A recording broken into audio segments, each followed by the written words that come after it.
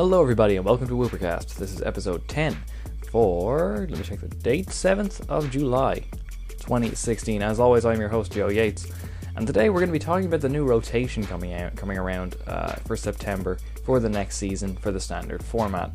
It got announced in the midst of the US National Championships this weekend, and hey, rotation's always big news. It's always something we want to look at, and it's been announced that it'll be Primal Clash onwards. I think a lot of people thought it would be this. I was personally hoping Primal Clash would drop out. I would have liked to have seen the loss of things like Dive Ball, Rough Seas, Enhanced Hammer. But unfortunately, no, those things are staying in with Primal Clash. So of course, the other side of that means that we lose 4 whole sets in XY, Flashfire, Furious Fists, and Fandom Forces. Well, okay, technically 5 sets if you include Kalos Starter Set, but somehow I don't think anyone's going to be mourning that loss.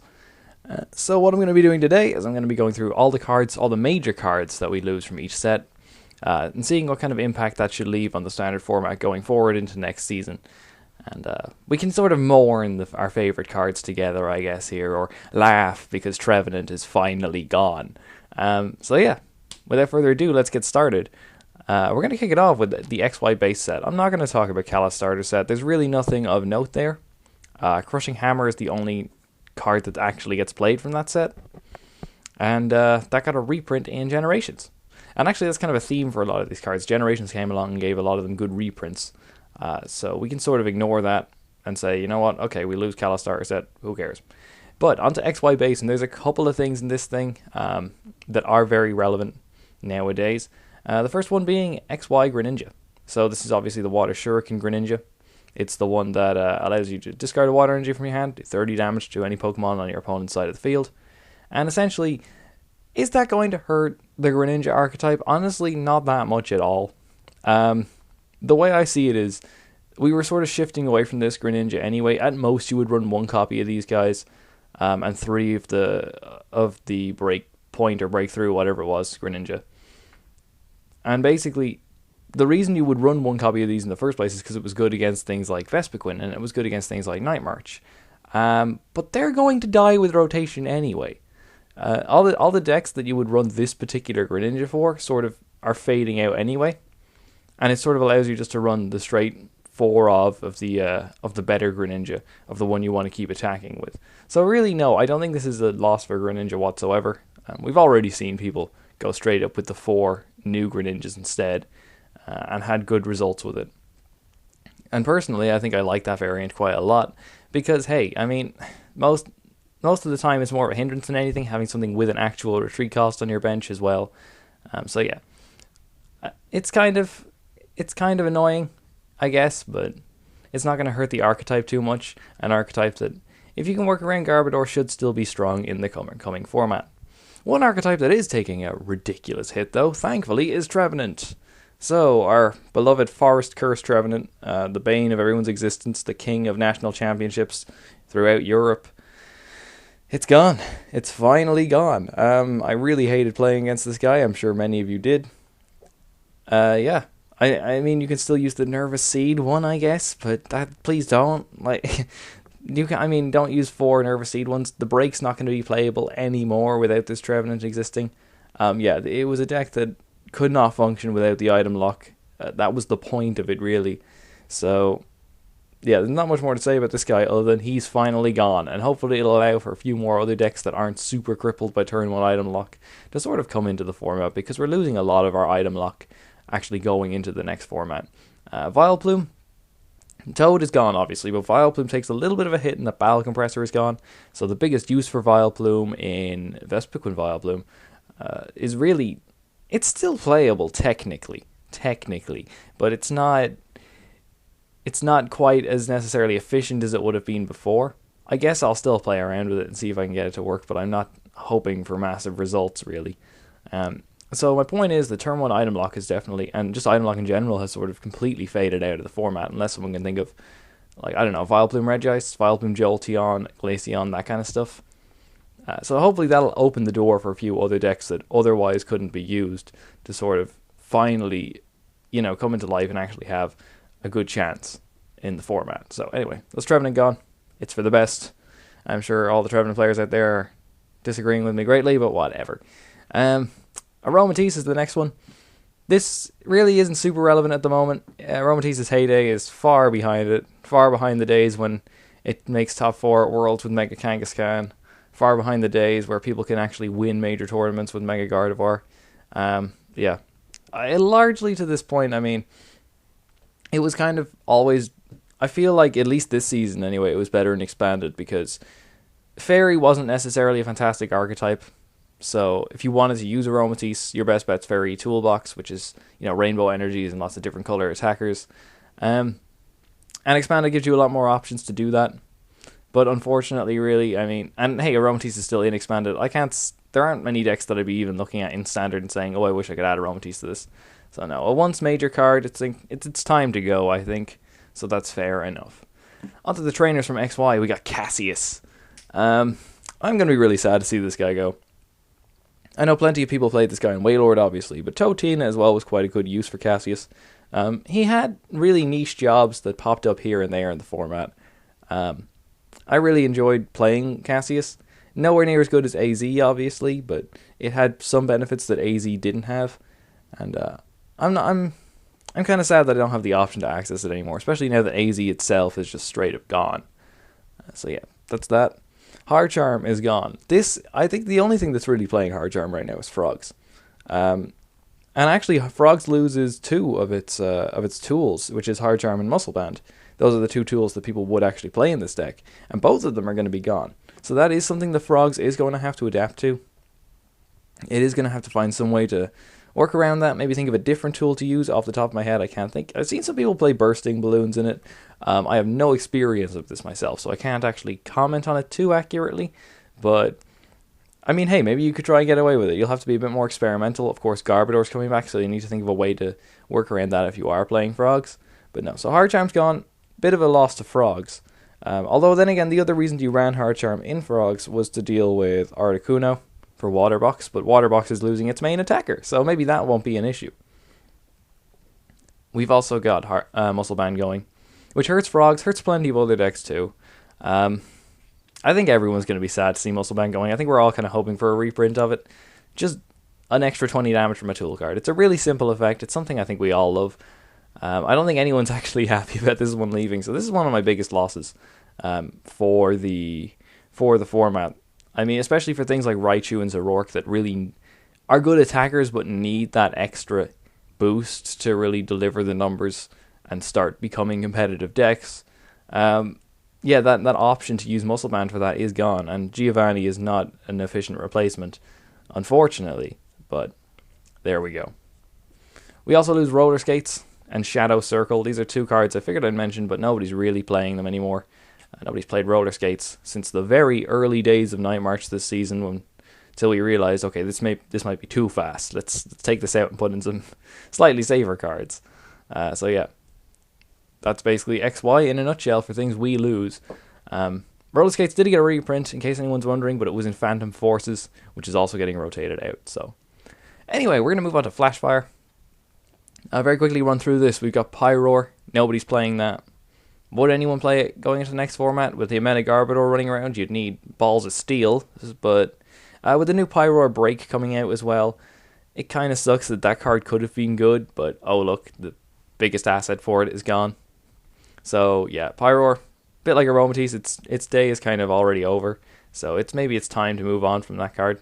Milotic. I'm just mentioning this because I use this thing. It is not the Primal Clash Milotic that gets stuff back from the discard pile. It is the Energy Grace Milotic, where you discard it, or you knock it out on your bench. Your opponent takes a prize card, then you choose 3 basic energy from your discard pile and attach them to your Pokemon to one of your non-EX Pokemon. I used this in a bunch of different things. I got pretty creative with this card, so I'm quite sad to see it go. If anyone played Lucario from Plasma Storm, you'll know what I'm talking about. If anyone tried to make a deck with Luxio from Flashfire, which is also rotating out, you'll know what I'm talking about. Even with things like Flareon, I tried this thing in back in the day, so yeah, I'm kind of sad to see it go personally, but I think I might be the only person who is. We've also got Durant. This is something as well for Frogs that is leaving, is the chip off Durant. The one that I believe you discard random cards from your opponent's hand until they have 4 left. People use this in Frogs mirror matches to limit their opponent's resources and shift the match back in their own favor. I quite like that idea, actually, myself. People used it in Wailord, obviously, because we didn't have Hue in the standard format, and this is our Wailord player's way of stopping your opponent just having a huge hand size and playing a Shauna or a N or a Birch or whatever and shuffling it all back in. So yeah, this is kind of a loss to those two decks.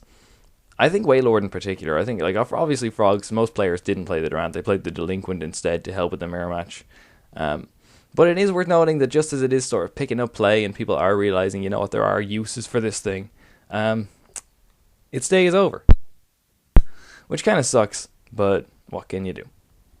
Druddigon, the revenge one. I'm going to be sad to see this go. If you watched my Straits of Rourke deck analysis that went up on Monday, you'll know that this card does actually have a few uses. It's actually a really efficient Shaman killer. It's really efficient against other non-EX decks at keeping up with the prize trade. Yeah, and I mean, even after, when it initially came out, I believe everyone just used it as, oh look, Black Kyurem is big, we can run this and instantly kill Black Kyurem. But thankfully, even after that period phased out, even after people stopped playing Black Kyurem, there were still uses for Druddigon, so I'm kind of sad to see it go. It's unfortunate, really, actually, because, again, there's still only one or two decks where it's useful in, but it was just sort of coming into its element just as we hit this point and just as it gets rotated out, so I for one am going to miss that. There's also the Dragalge that, if your opponent's poisoned, they can't retreat. This could combo with the new Toxicroak coming out, which basically means that if your opponent's Pokemon is poisoned, it can't do any damage to Toxicroak. We have cards to combo with this. It never really saw any play outside of silly decks, but if you're the kind of person who makes stupid decks, a really good stupid card is actually gone. Which is kind of interesting, I guess, because nobody really played it in the first place competitively. I certainly never did myself. But it's always been there as like a card with combo potential, and now that potential is gone. So anyway, Miltank, one of my favorite attackers in the game. Powerful Friends, obviously we all know what Powerful Friends does. That option is now no longer available to us. So will this hurt Stage 2 decks? I think it will in a sense, because Stage 2 decks, it was great in those because it provided like a secondary attacker that you could do a relatively good amount of damage with for a very small amount of energy, while you were still setting up your main attackers that would have been a Stage 2. But the big thing that I think this was actually used in a lot this season, and one use that I found for it myself, was in Manectric Bats. It was actually a very good attacker against things like Night March and Vespiquen. To take care of those Pokemon without having to stick your Manectric in the active spot or lose a bat that you could otherwise scoop up. Miltank actually popped up in that deck quite a lot for me, and I really enjoyed playing it in that. As well, like I was saying about item lock decks phasing out, Vileplume has a very efficient attacker in Miltank. If we exclude Vespiquen Vileplume, because I'm going to exclude it now because Battle Compressor's gone, and we're looking at more passive Vileplume builds, Miltank will be a really good asset for that sort of deck, but it's gone. I think this is a really harsh loss. I would love to see this one reprinted, actually, and I'm sure I'm not alone in that. And another card, probably my most requested reprint of the whole rotation, is going to be Blacksmith. Fire decks didn't really get a chance to shine at all this season, apart from that 1 month where Entei was really good. And obviously, fire decks aren't good at all without a crucial card for the entire archetype, which is Blacksmith. And just as we're starting to see other fire types come in, like Volcanion, Flareon EX is something I've played around with a lot. We're losing a really big asset for those decks in Blacksmith. It instantly turns those decks from these could be cool into this is probably completely unplayable, which really sucks. It's a bit like losing Bronzong, which I'll get onto later on in this show. But Blacksmith is a really useful asset for fire decks, and unfortunately it's gone. I don't even see how I could possibly play a fire deck and have some sort of inherent advantage over other decks, especially when fire attackers have these weird costs, like Charizard's Combustion Blast is 2 fire and a double colorless, and I believe the new Volcanion EX's attack is like, it's 2 colorless, 2 fire and a colorless, and you're looking at like, how do you actively power this up and keep attackers going without using like max elixirs and sort of, because if you use max elixirs, cool, you can get up 1, but you can't get up 2. How do you use Blacksmith to sort of reset that? yeah, we're losing a really big asset, especially just as fire types are sort of coming back into the fray. Hopefully this thing gets a reprint. We saw it in some Japanese trailers. I think people expect it to get a reprint. I've got my fingers crossed on that one. I'm really sad to see this one go. Another card that's kind of... It's going to have a bit of a swan song come Worlds, I hope. Magnetic Storm. In case you've forgotten what Magnetic Storm does, it actually removes the resistance of all Pokemon in play. And you might be thinking, nobody is playing this, why are you mentioning it? People are playing this in fighting decks. So, we're actually in a format right now where a lot of things resist fighting. We're talking Yveltal EX, Shaymin EX, but for those two ones that I just mentioned, Fighting Stadium still gets around that. So that's cool. But think about Pumpkaboo with Fury Belt on it. Think about Trevenant and Trevenant Break. Think about Baby Yveltal. A lot of things are non-EX and popular and have fighting resistances. And so I think a lot of people who are playing fighting decks sort of picked up on the fact that, you know what, Magnetic Storm might actually be a better card for our decks. Especially now that fighting is getting so much support with things like Carbink and Zygarde as a new attacker and Regirock for adding damage, that if you wanted to run a fighting deck, you are now less concerned about things like Baby Yveltal, you're less concerned about Pumpkaboo and Trevenant and stuff like that because you have a really solid answer to those cards, while still doing the extra damage that you need to against Shaymin EX and against Yveltal EX and probably loads of other things that resist fighting that I can't remember. Mega Ray, does that resist fighting? I think it does. Yes, it does, because Dragalge hits it for weakness. Anyway, so yeah, Magnetic Storm has sort of started to see a bit of play in those decks, and I think it's a really clever idea. But unfortunately, it's gone, and things like... Now, granted, a lot of the things that resist fighting are going to go as well. A lot of the non-EX things. We're talking, like the Pumpkaboo and Trevenants are gone, but Baby Yveltal is still staying. So, I don't know. I think it's just kind of sad that as soon as it's like, finally we find a use for this card, and it's just gone. It's now gone. So, hopefully in Worlds it'll finally have a chance to shine for one last time, but immediately no. It kind of sucks. And probably the biggest loss from Flashfire, I think, overall for the format is Startling Megaphone. Yeah, we're losing Startling Megaphone and Xerosic, so Garbodor becomes very, very good. The only thing, actually, in the standard format next season that can get rid of tools is Minccino from Breakpoint. Has the attack for 1 colorless energy, discard a Pokemon tool card on your opponent's side of the board.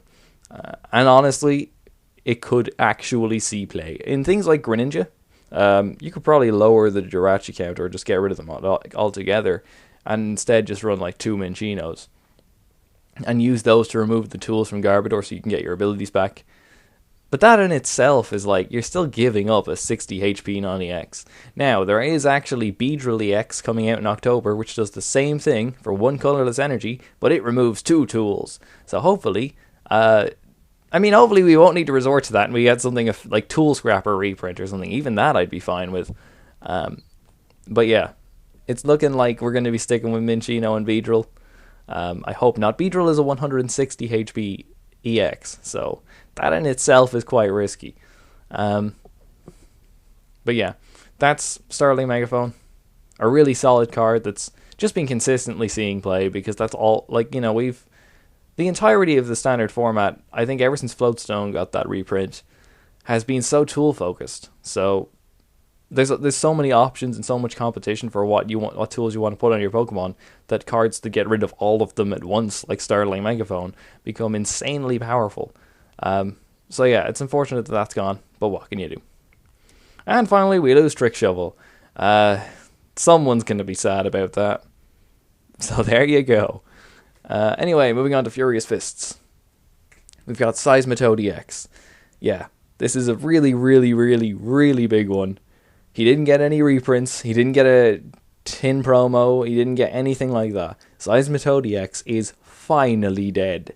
I think we're all glad about this. Even people who have played Toad are probably glad about this. Myself, I played straight Toad for a good bit. I played Toad Bats and Expanded for a good bit. And you know what? I think the format will be much healthier without Toad.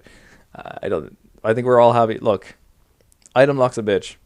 We have 3 very viable item lock decks in the standard format right now, and it's about to drop straight to 0. This is implying that things like Vileplume and Tex and more passive builds of Vileplume don't see a lot of play. Vileplume Giratina could be okay, I guess, but I never really liked that one in the first place. But nevertheless, the Toad is dead. What is also dead is Dedenne.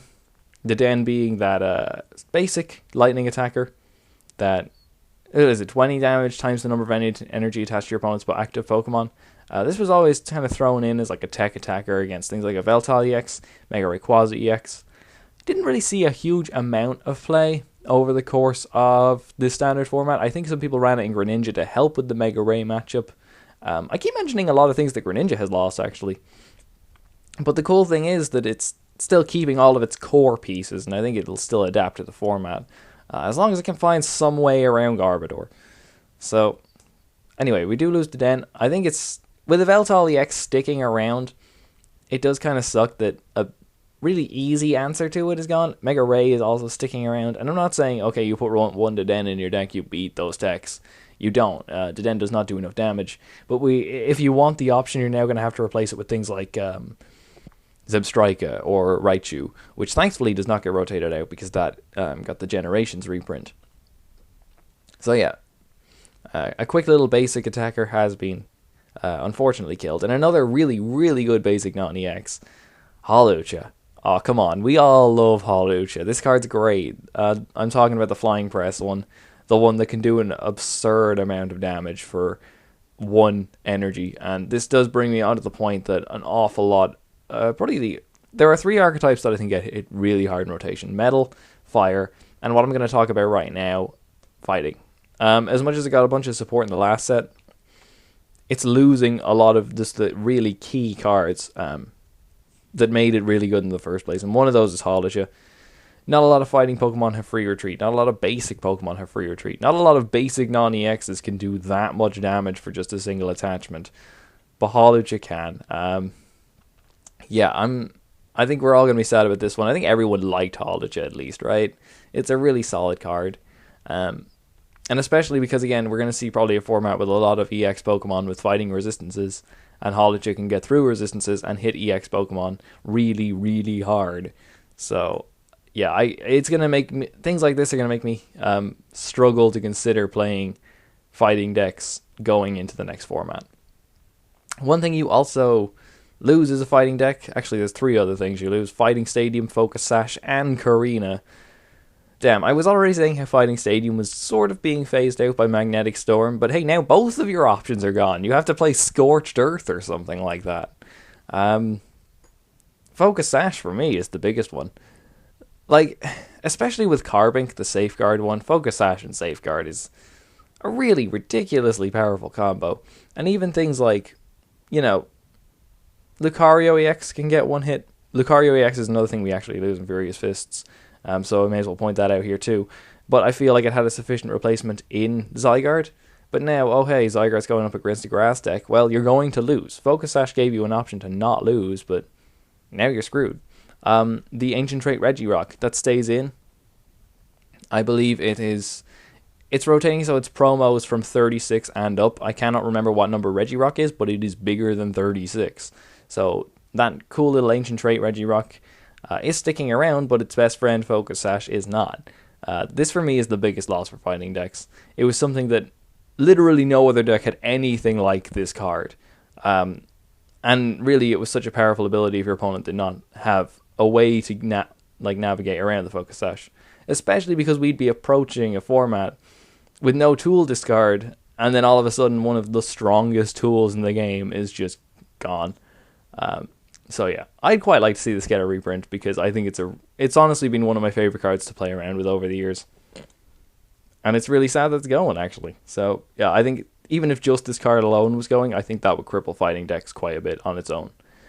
Korrina. The Korrina engine is notoriously less consistent than, you know, most other standard decks engines. You know, this involves running 4 Korrina, like a low count of things like Ultra Ball, because you can just Korrina into your Pokemon.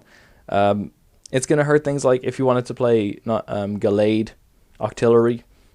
Yeah, good luck doing that without Focus Sash and Korrina. If you wanted to even play things like Zygarde, you know, you can't now. Korrina for, say, the Pokemon and a Focus Sash to go onto it. You can't, there's a lot of combinations that Korrina sort of provided that it's now just gone. And I don't think Skyla is a sufficient substitute for it in these particular decks.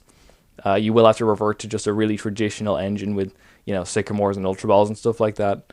And it sucks because the sort of unique qualities of fighting have just been lost in these cards. So I could see one or two of them getting a reprint, and I kind of hope they do, actually. We got Scorched Earth reprinted and stayed in this format anyway, so that was like the least necessary one. The one that nobody played in the first place either. So, yeah, it sucks for fighting, and it's going to make it really hard to consider playing it. Especially just because, so many things are just conspiring against it. The other things we lose, the Energy Evolution Eevee. This kind of sucks, honestly. I like the Eeveelutions a lot, and this was just always a really powerful option for them to have. I think for the most part, decks ran, like a lot of decks haven't run the Eeveelutions in a while, or at least not any good decks, but the ones that did still ran double colorless energy, and they didn't actually run the corresponding energy for the evolutions, because they were running other attackers like Vespiquen or Raichu or something like that. But it still sucks that option is gone, because even if, it means if we ever move into a part where EVs are good again, we still have the solid enough Ancient Origins one with 60 HP, but this really speedy option for getting around that, and something that got around item lock as well quite a lot. Because you didn't need to say Ultra Ball for your evolution, you could just attach and you'd get it up. It got around. I think this thing's still more used and expanded thanks to Flareon Vespiquen, because also this gets around Archeops. So it's not a huge loss for Standard, but I think it could prove to be in the future if we shift into sort of a format where the evolutions become very relevant. And a huge loss. I think everyone's going to mourn this one. Super Scoop Up is gone. God damn it, man. We all love Super Scoop Up. A lot of Super Scoop Up's biggest partners are gone in Crobat, Manectric, Seismitoad, these kind of things. But it still sucks. Everyone liked this card, right? It was a fun card to play. It had an awful lot of cool combos. It let you really turn a game around instantly if you flipped heads with it.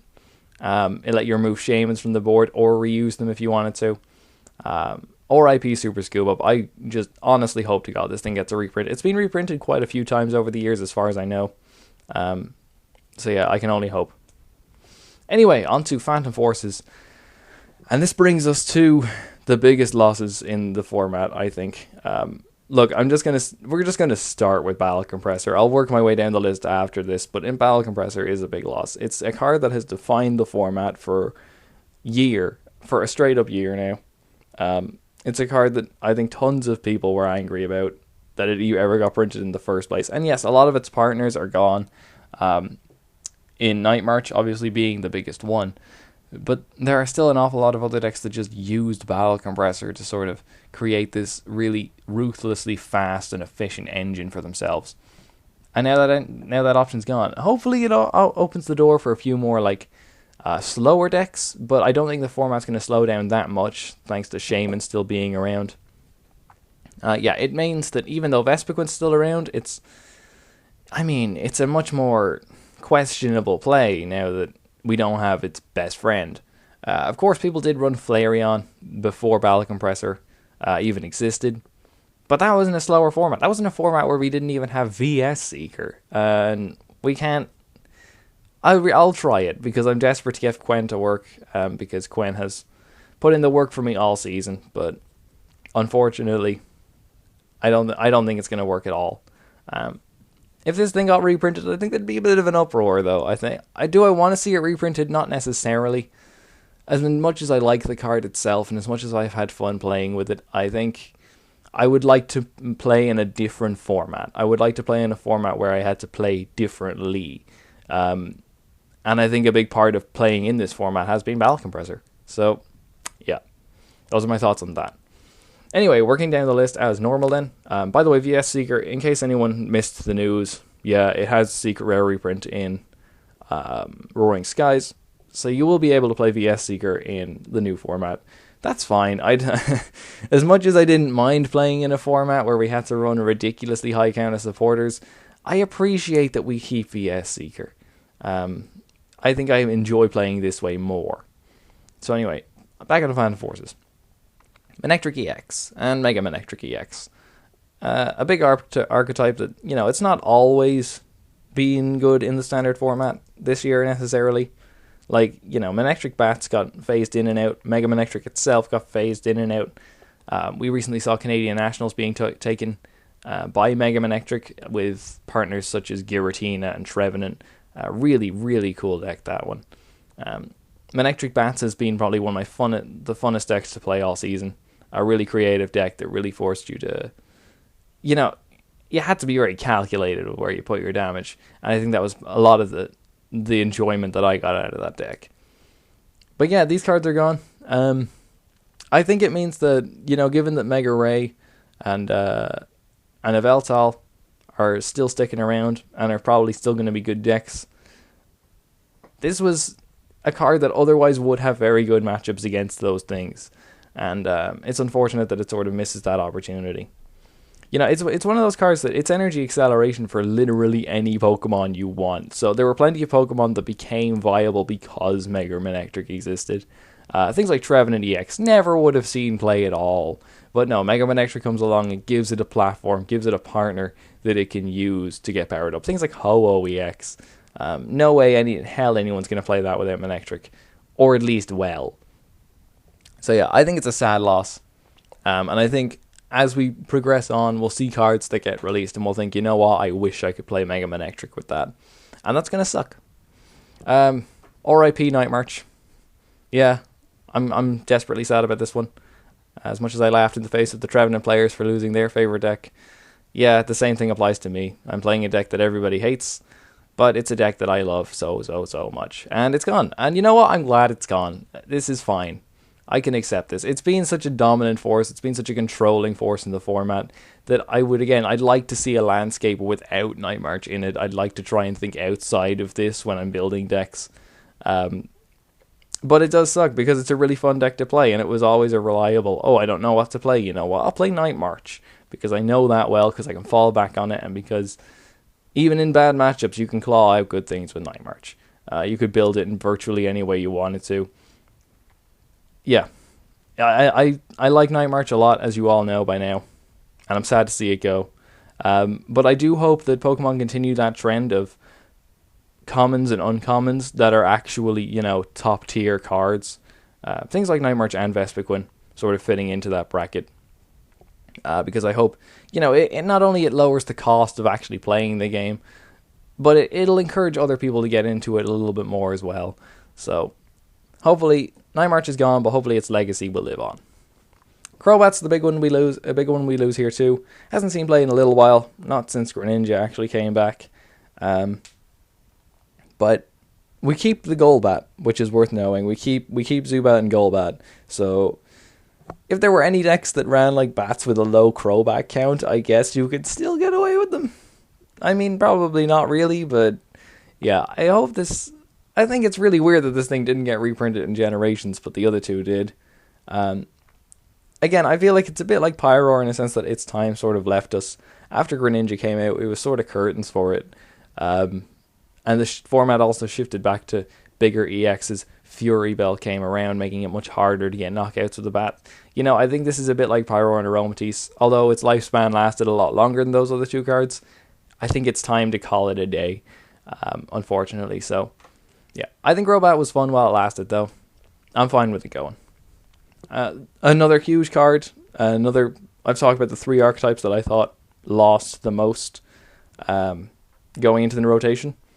The other one's Metal. It loses Bronzong and Aegislash, which are just massive, massive things for it. I mean, just as Genesect comes along and gives Metal this new lease of life and makes it, an instantly competitive deck, an instantly top-tier threat, the two crucial cards... Well, okay, Bronzong itself is the crucial card for that. You could still play the deck without the Aegislash EX, especially because things like Night March were going out.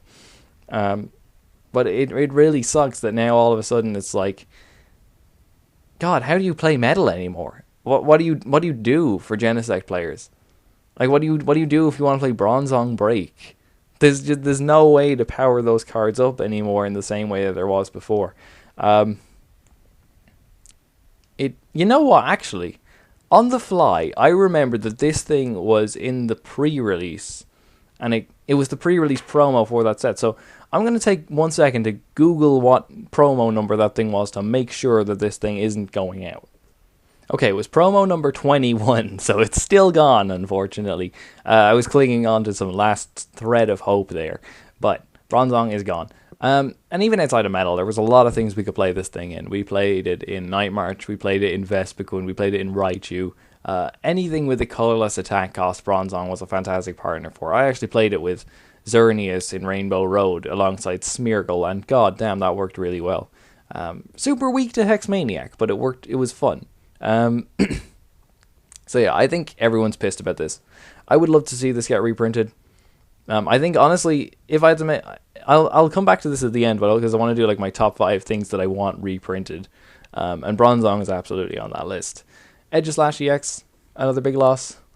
It's a workable... We can work around this loss. Okay, Dialga's gone too, but you know what? We got Genesect. We've got another good metal attacker. We've got Korrina EX coming in. Its attack is nowhere near as good as the other two I mentioned, but it's something. Yeah, the ability was super strong with Aegislash EX though. It was always more of a small complement to metal than really the biggest focus of it, I believe.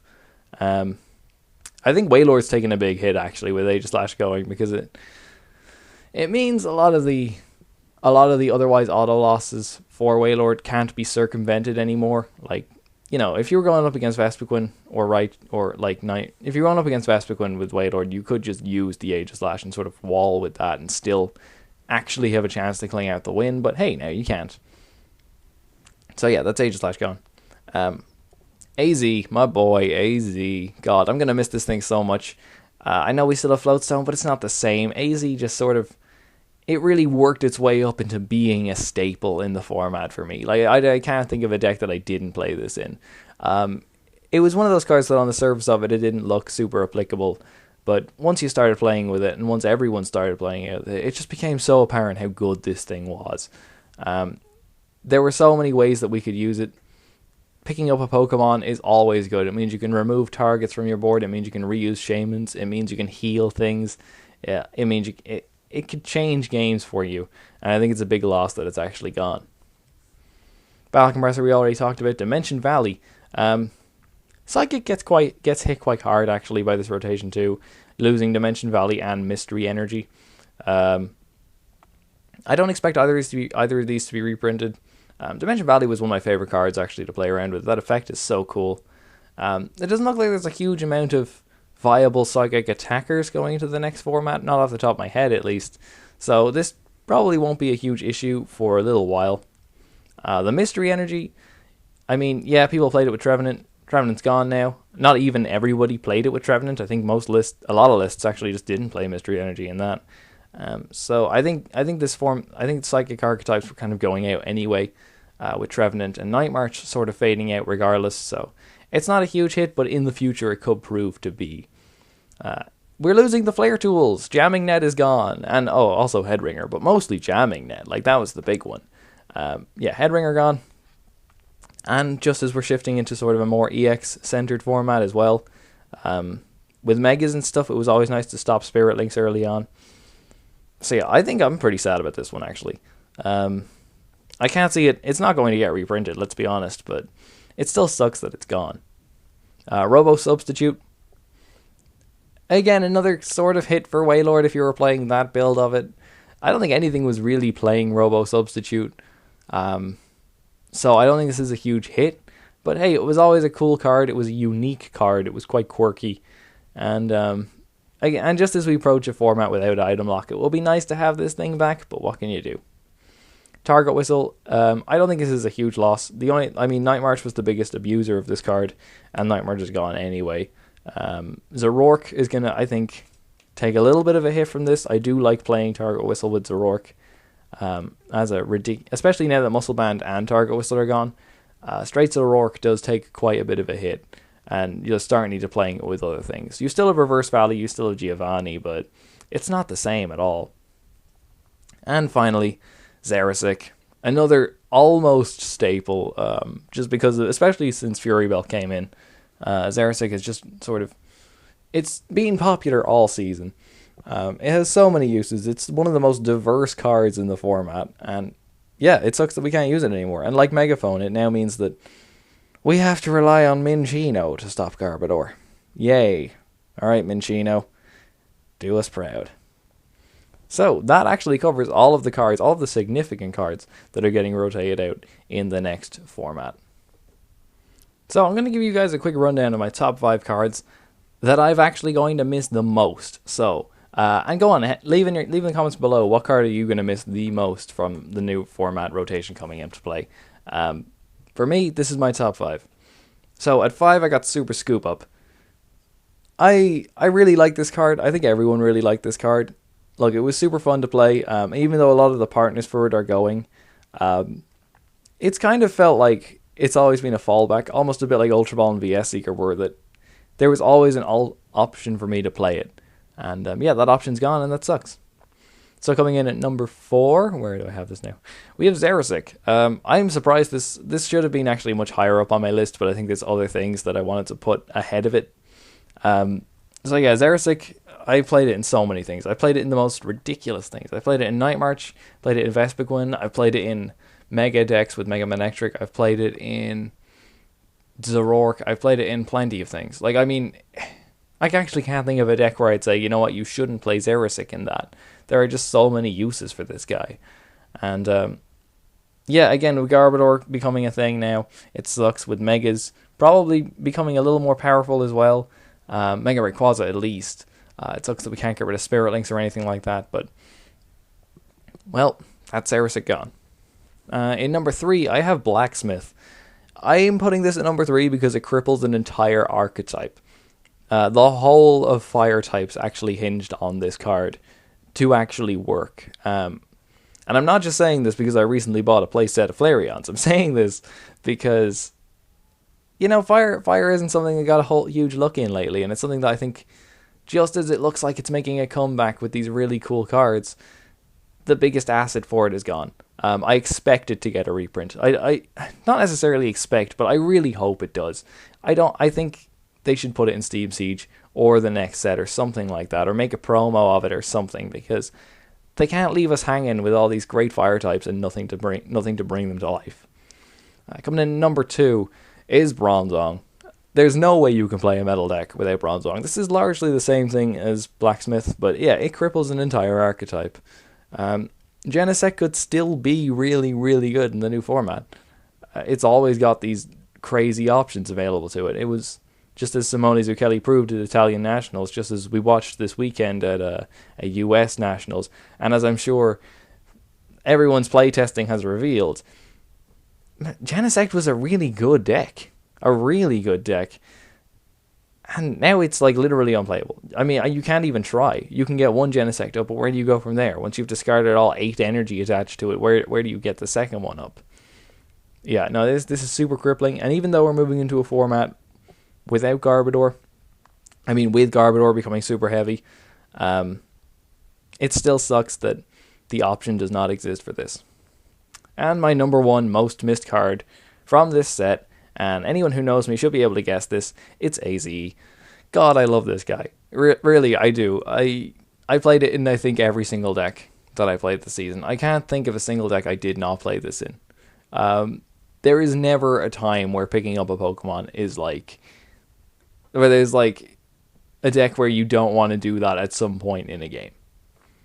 You know, it helped out in so many different situations. Before N came back, it was the thing that was able to turn games around for me. It could catch people off guard. It was an instant out to Lazan stall. It was, you know, and it was so much more flexible than something like Floatstone was, because I didn't have to commit a tool. I could play it under item lock. I could access it with VS Seekers.